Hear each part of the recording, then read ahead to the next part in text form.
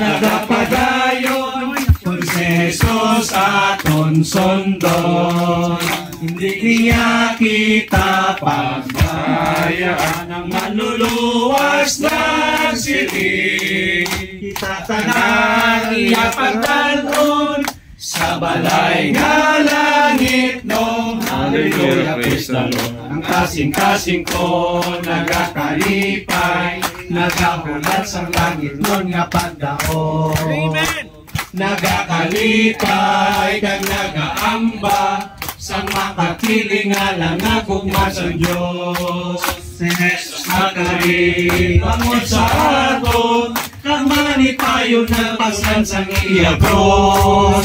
Ang ko siya, kag simbahon siya, tugtog nga siya makita ko. Hallelujah, praise the Lord.